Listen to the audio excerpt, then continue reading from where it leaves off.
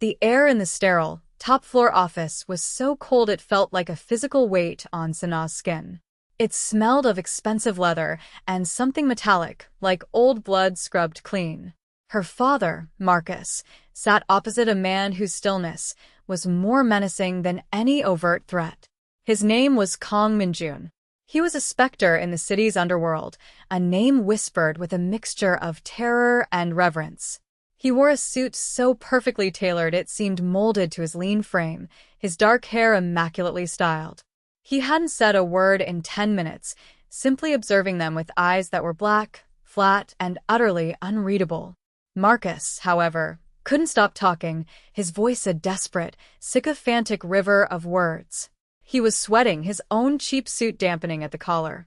Sanaa stood beside her father's chair, a silent, rigid statue. She had been coached on what to do. Stand straight, look down, do not speak unless spoken to. Be agreeable. Be an asset. She was the final, desperate payment for a debt her father could never hope to repay with money. She was 23 years old, and her life was being bartered like a used car. She's a good girl, Mr. Kang. Strong. A hard worker, Marcus blathered, gesturing vaguely in her direction without looking at her. She'll be a fine addition to your household. Very loyal. You won't have any trouble from her. I guarantee it. The words were a vile echo of every threat he'd ever used against her. Don't cause trouble. Don't embarrass me. Min-jun's gaze finally shifted, leaving Marcus and landing on her. It wasn't a lecherous look. It was analytical, like a jeweler inspecting a flawed stone.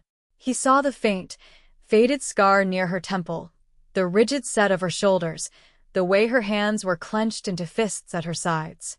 He saw everything. Sanaa forced herself to meet his eyes for a single, defiant second before dropping her gaze to the plush, dark carpet as instructed. In that fleeting moment, she saw no cruelty, no avarice.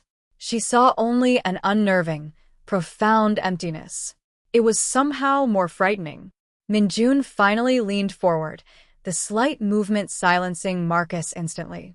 He placed his hands on the polished mahogany desk, his long fingers steepled.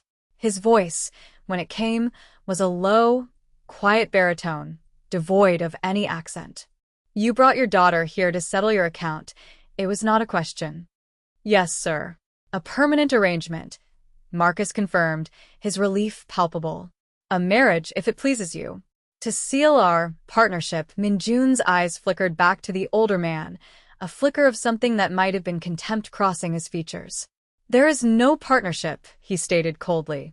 There is only your debt, and your pathetic attempt to pay it. The temperature in the room dropped another 10 degrees. Marcus's face fell.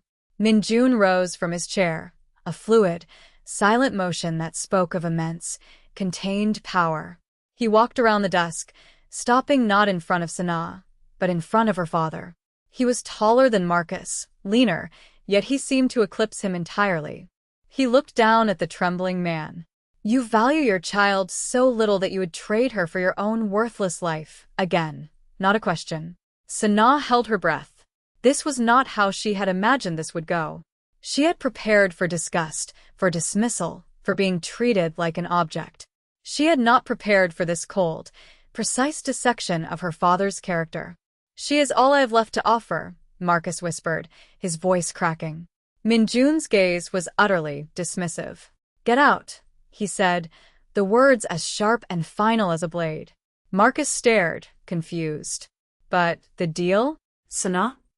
Min-jun turned his head slightly, his eyes finding Sanaa's again. He spoke to her, but his words were a judgment upon her father. He is no longer your concern, then. He looked back at Marcus, his voice dropping to a near whisper that was more terrifying than any shout. I said, get out. Do not contact her. Do not come within a mile of any of my properties. Do not speak her name again. If you do, I will remove your tongue myself. Marcus froze. His face, a mask of shock and terror, was pale. He scrambled to his feet, knocking over his chair in his haste. He gave Sanaa one last, panicked look, not of concern, but of utter bewilderment. Then he fled, the office door clicking shut behind him, leaving an echoing, profound silence. Sanaa was left alone with the man who now, apparently, owned her. But he hadn't looked at her like property. He had looked at her like a survivor. The silence stretched, thick and heavy. Sanaa remained perfectly still, her mind racing. The script she had rehearsed, the future she had braced for, had just been torn to pieces. Minjun walked back behind his desk, not sitting, but leaning against it. He watched her, his expression unreadable as ever. "He will not bother you again," he said, his voice returning to its neutral, quiet tone. It was a promise. A terrifying, wonderful promise. Sanaa found her voice, though it came out as a strained whisper. What do you want from me?"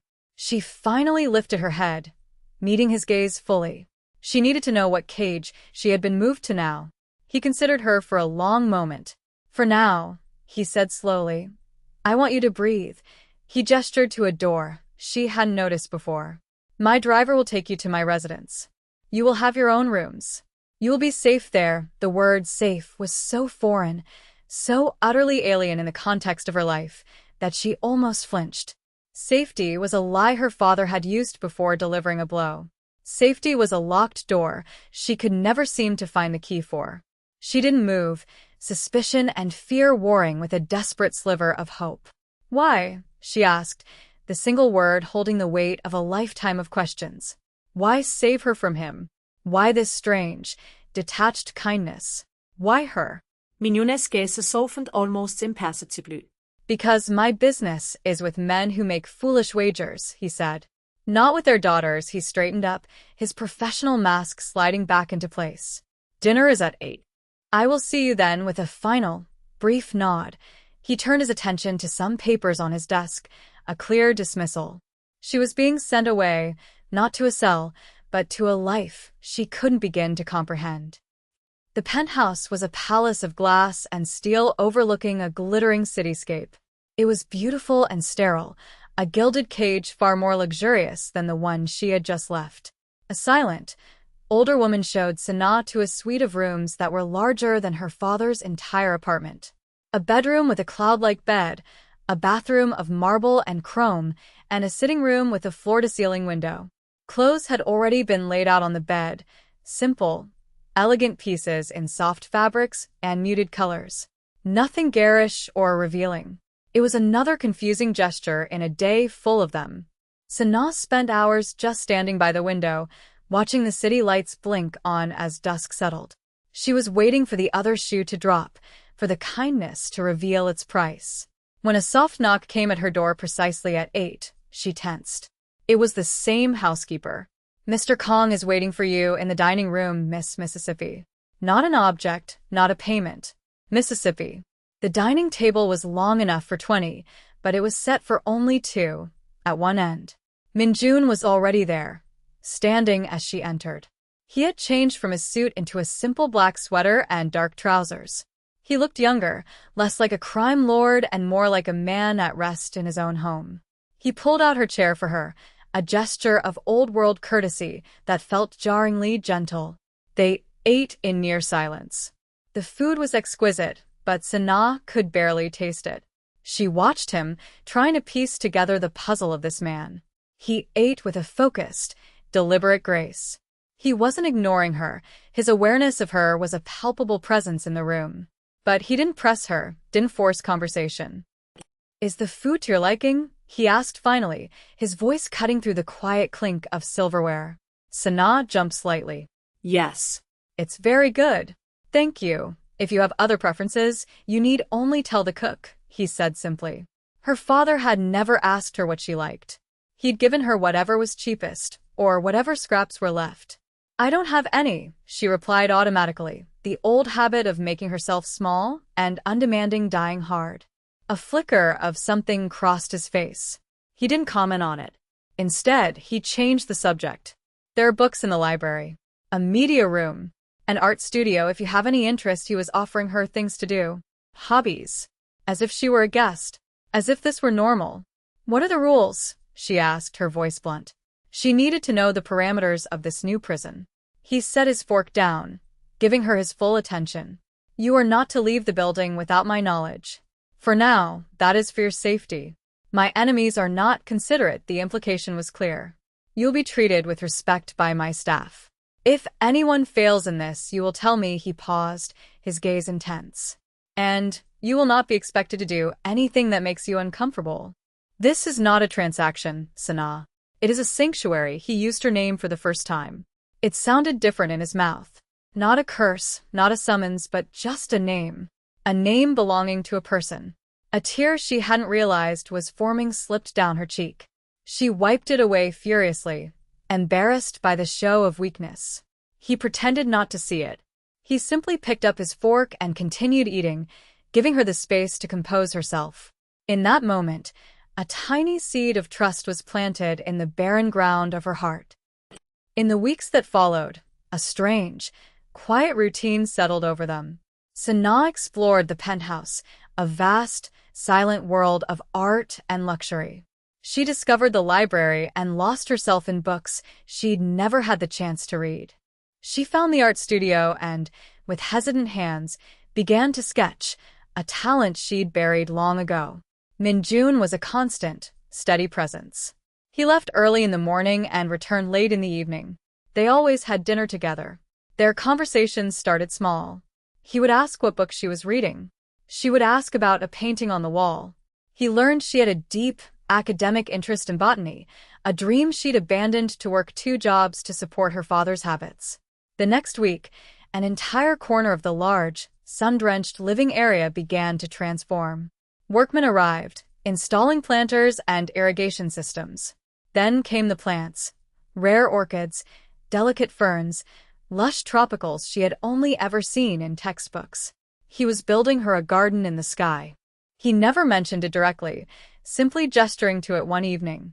"I thought this room could use more life," was all he said. Sana was speechless. It was the kindest thing anyone had ever done for her. She began to spend most of her days there, tending to the plants, her hands in the soil. It was grounding. It was hers.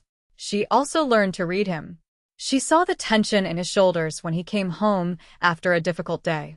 She noticed he favored his left side when an old injury flared up. He never spoke of his work and she never asked.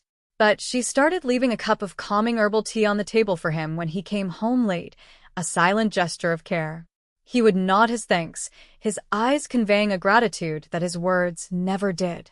The fear she'd once felt in his presence had slowly, imperceptibly, morphed into a feeling of profound safety. He was the most dangerous man she had ever met, yet she was safer with him than she had ever been in her life. This paradox was the foundation of their strange, evolving relationship. Trust was being built not with words, but with quiet actions, with shared silence, with the unspoken understanding that they were 2 lonely people in a glass tower, finding solace in each other's company. The past shattered her newfound peace one rainy Tuesday afternoon. A package arrived for her. It was small, nondescript. The doorman, a polite but imposing man named Mr. Choi, brought it up personally, his face grim. "This was left for you at the front desk, Miss." Sana's blood ran cold. Minjun's security was absolute. Nothing got into this building without his approval. She opened it with trembling hands. Inside was a single, wilted black rose and a note written in her father's spidery scrawl. "He can't keep you locked up forever. You still owe me." A wave of nausea washed over her. The cage she had escaped was trying to drag her back. The familiar, suffocating fear returned, choking the air from her lungs. She was standing in her conservatory, the note crushed in her hand, when Minjun came home. It was hours earlier than usual.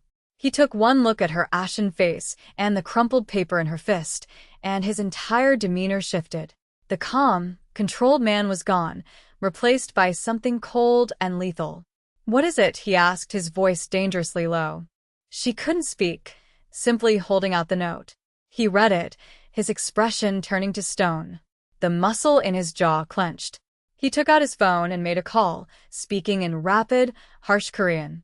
The words were unintelligible to her, but the tone was unmistakable. It was the sound of a death sentence being passed. He hung up and looked at her, his dark eyes searching hers. "He found you," she whispered, her voice trembling. He will not get near you, Minjun stated, the words an unbreakable vow. He stepped closer, his instinct to reassure warring with his rigid control. He didn't touch her, but his proximity was a shield. I will handle this. I give you my word, he will never be a threat to you again. He left a few minutes later, flanked by two of his most trusted men. Sana watched from the window as his black car sped away into the rain-slicked night. She didn't know where he was going or what he was going to do. She only knew that the monster she had feared for 23 years was about to meet a far more dangerous one, and this one was on her side.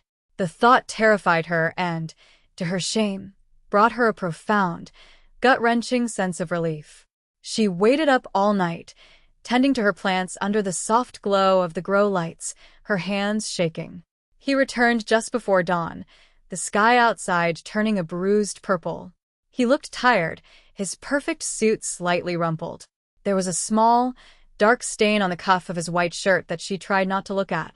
He came to stand beside her in the conservatory, the air thick with the scent of damp earth and blooming jasmine. He looked at her, his face weary but his eyes clear. It's over, he said softly. He's gone. He will not be coming back. Ever, the finality of it hung in the air between them.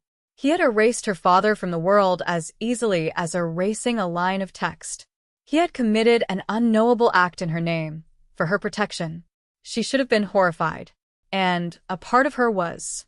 But the larger part, the part that had lived in fear for so long, felt a slow, profound release, like a tightly wound spring finally uncoiling. She looked up at him, at this man of violence and quiet kindness, and saw only her protector. Thank you, she whispered, the words feeling achingly inadequate. He simply nodded, his gaze holding hers, and in that shared look, something shifted. The line between protector and protected blurred, becoming something deeper, something more intimate, something that neither of them yet had a name for. The incident with her father, and Minjun's swift, brutal resolution, created a new kind of tension between them. The space he had carefully maintained began to shrink. He spent more time at the penthouse, working from his home office instead of his downtown headquarters. They fell into a comfortable domesticity that felt both natural and electric. She would bring him coffee, and their fingers would brush as he took the cup. He would find her asleep in a chair in the library, a book fallen to the floor, and would gently drape a blanket over her, his touch featherlight on her shoulder. One evening, she was in her conservatory, reaching for a climbing vine on a high trellis. The stool she was on wobbled, and she let out a small cry as she lost her balance. Instantly he was there. He moved faster than she thought possible, his arms wrapping around her waist, pulling her securely against his chest to steady her. Her back was flush against him, his heart thudding a strong, steady rhythm against her shoulder blades.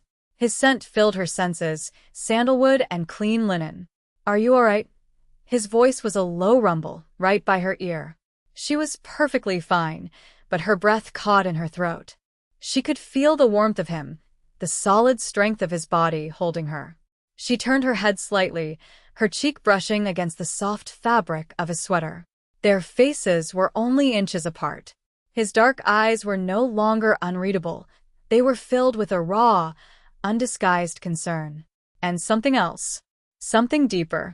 A current passed between them, potent and unspoken. I'm fine, she managed to say, her voice breathy. His grip on her waist didn't loosen. His gaze dropped to her lips for a fraction of a second before returning to her eyes. The air crackled with unspoken questions. He was a man of absolute control, but in that moment, she saw a flicker of something vulnerable, something hesitant. It was he who finally broke the spell, gently setting her back on her feet, though his hands lingered on her arms for a moment longer than necessary. Be more careful, he said, his voice slightly hoarse. He stepped back, putting distance between them again, but the charged energy remained, a silent promise of something yet to come. The silent, protective wall he had built around himself was beginning to crumble, and Sana found she was no longer afraid of what lay behind it. A month later, their fragile peace was threatened from the outside. A rival faction, seeing Minjun's increased time at home as a sign of weakness, grew bolder. The first sign of trouble was a car that followed them on a rare trip out of the city to a private art gallery. Min-jun's driver, the stoic Mr. Choi, handled it with unnerving calm, losing them in a series of sharp, unexpected turns. But Min-jun's posture was rigid the entire way back, his hand resting almost imperceptibly on the inside of his jacket, where Sana knew he kept a handgun. The true attack came a week later. They were in the underground garage, about to get into his armored sedan, when two cars screeched around the corner, blocking their exit. Men in dark clothes spilled out, weapons raised. Before Sana could even process the threat, Min-jun reacted. He shoved her behind him, pushing her toward the thick concrete pillar. "Stay down," he commanded, his voice a whip-crack of authority. He drew his own weapon with a fluid grace that was terrifying to behold. The next 30 seconds were a cacophony of shouts and deafening gunfire. Sana huddled behind the pillar, her heart pounding against her ribs. She peeked out once and saw him, a blur of motion, moving with a lethal precision that was both horrifying and awe-inspiring. He was not just a businessman, he was a warrior. When silence fell, heavy and ringing, Min-jun's men had neutralized the threat. He came to her immediately, holstering his weapon as he knelt in front of her. His face was grim, his eyes scanning her for any injury. "Sana? "Are you hurt?" he asked, his voice strained with urgency. She shook her head, unable to speak. He reached out, his hand cupping her cheek, his thumb gently stroking away a smudge of dust. His touch was incredibly gentle, a stark contrast to the violence she had just witnessed. In the aftermath, back in the pristine safety of the penthouse, the adrenaline faded, leaving them both shaken. He had a shallow graze on his forearm, a thin line of red against his skin. She insisted on cleaning it, her hands surprisingly steady as she dabbed at the wound with antiseptic. He sat on the sofa, watching her, his usual control completely gone. He looked vulnerable. "They thought I was weak because of you," he said, his voice quiet and raw. "They thought having you here made me soft." Sana paused, the cotton swab hovering over his skin. She looked up, meeting his intense gaze. "Are you?" she asked softly. "Soft." A long silence stretched between them. "No," he finally answered, his voice rough with emotion. "I am more dangerous. Because now I have something to lose." The admission hung in the air, a confession more powerful than any declaration of love. He had built an empire on having nothing to lose, and she had just become his single, most precious vulnerability. In that moment, she understood the depth of his feelings for her, and she knew, with terrifying certainty, that she felt the same. That night, neither of them slept. They ended up by the floor-to-ceiling windows, the city lights a silent, glittering audience below. The storm of the evening had passed, leaving a quiet intimacy in its wake. They stood side by side, not touching, but the space between them was charged with everything left unsaid. "I never intended for you to be part of this," Min-jun said, his voice a low murmur. "This violence, this life, you didn't choose me," Sana replied, her voice just as quiet. "My father did. You chose to see me." He turned to face her, his expression serious, his eyes searching hers in the dim light. "I see you, Sana. More than you know." He took a tentative step closer, and then another. He moved with a slow, deliberate grace, giving her every opportunity to retreat. But she stood her ground, her heart hammering against her ribs. This felt inevitable. It felt right.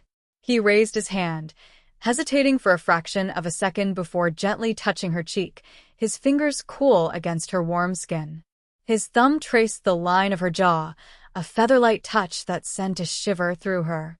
"You have brought a quietness to my world that I never knew was possible," he whispered, his voice thick with emotion. "You've made this empty place a home." Tears welled in her eyes, tears not of sadness, but of a profound, overwhelming gratitude. She had spent her life feeling invisible, and this man, this killer, this protector, saw her. He truly saw her. "You made me feel safe," she whispered back, her own confession. His eyes softened, and he leaned in, his gaze dropping to her lips. The world seemed to slow down, narrowing to this single point in time, to the space between their mouths. The first touch was impossibly gentle, a soft, hesitant press of his lips against hers. It was a question. She answered by leaning into him, her hand coming up to rest on his chest, feeling the steady beat of his heart beneath her palm. The kiss deepened, no longer hesitant, but filled with all the pent-up longing, the shared fear, and the unspoken tenderness that had grown between them. It wasn't a kiss of wild passion, but of deep, emotional release. It was acknowledgement. It was trust. It was the feeling of two broken, lonely souls finally finding their other half. When they finally broke apart, resting their foreheads together, they were both breathless. The barrier between them had been irrevocably shattered. They were no longer a protector and his ward. They were Minjun and Sana, and they were just beginning. After the kiss, their relationship transformed. The quiet understanding blossomed into an open, tender partnership. He held her hand when they sat and watched movies. She would read to him in the evenings, her voice a soothing balm to his chaotic days. He began to share parts of his world with her, not the violence, but the strategy, the complex web of alliances and power plays. He valued her sharp, intuitive insights. She saw that his empire, built on fear, was also maintained by a strict code of honor. He was a ruthless man, but he was not a cruel one. She, in turn, opened up about her past, sharing the painful memories she had kept locked away.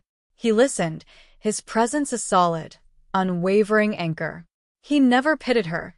He respected her resilience. He saw her strength, not her scars. Her conservatory became their sanctuary. It was where they talked, where they planned, where they simply existed together in peace. She had cultivated life in that sterile glass tower, and in doing so, had cultivated life in him, too. One evening, as she was pruning a night-blooming cereus, he came to stand behind her. He wrapped his arms around her waist, pulling her back against his chest and resting his chin on her shoulder. They stood like that for a long time, watching the sun set over the city. "I spoke with the board of my legitimate enterprise today," he said quietly, his breath warm against her ear. "Kong Industries. We are expanding our philanthropic division," Sana smiled. "That's wonderful, Minjun. I recommended a new director," he continued. "Someone with a keen understanding of cultivation, of nurturing growth in barren places. Someone with a passion for botany and community gardens." She turned in his arms to face him, her eyes wide with surprise. "You mean, the position is yours if you want it," he said, his expression completely serious. "It's a real job, Sana. Your own office. Your own projects. Your own power." He was offering her not just a life with him, but a life of her own, a purpose that she had dreamed of but never thought possible.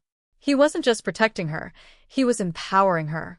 He was giving her back the agency her father had stolen. "Is this real?" she whispered, hardly daring to believe it. "It is," he confirmed. "You are the most capable person I know." In that moment, the power reversal was complete.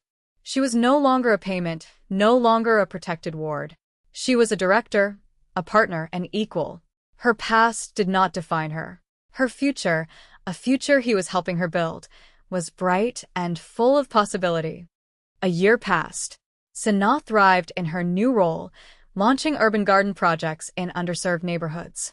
She was brilliant, passionate, and respected. Minjun watched her with a quiet, profound pride.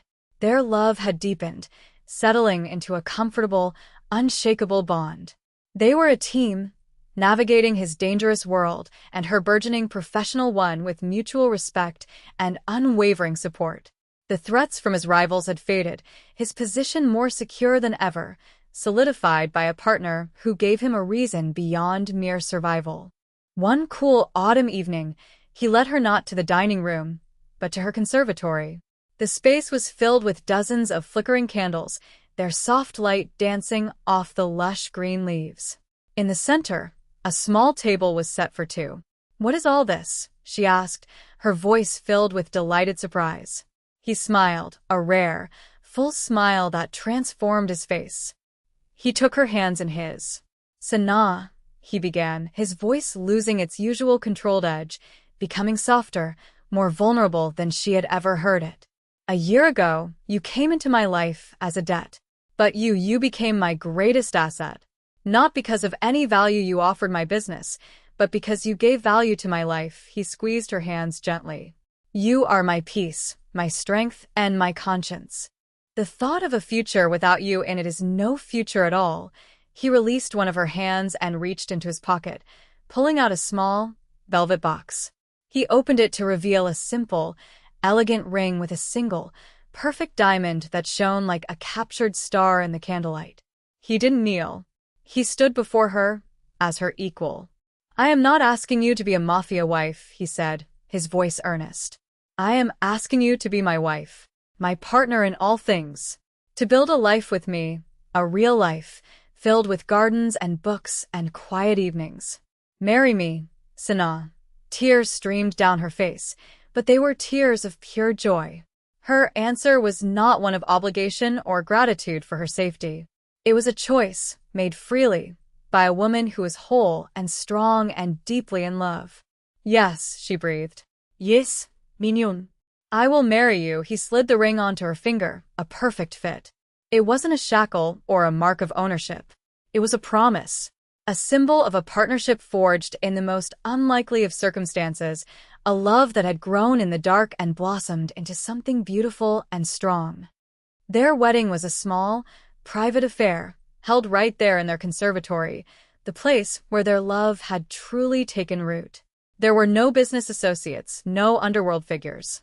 The only guests were Mr. Choi and the elderly housekeeper, who had become like family. Sana wore a simple, elegant cream-colored dress.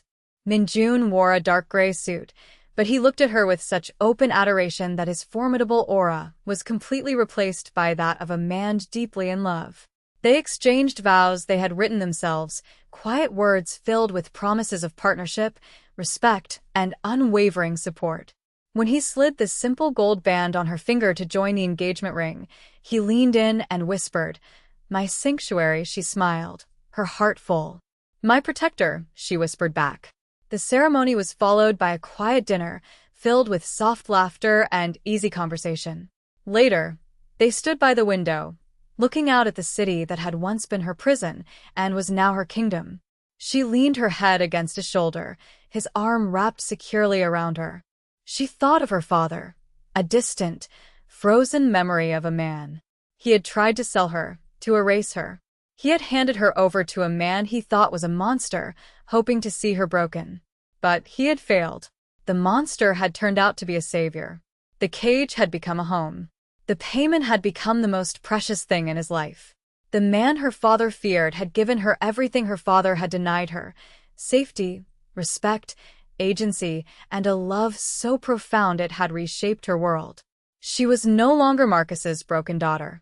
She was Sana Kong, a woman of power and purpose, and the cherished wife of the man who had seen the queen hiding inside the pawn.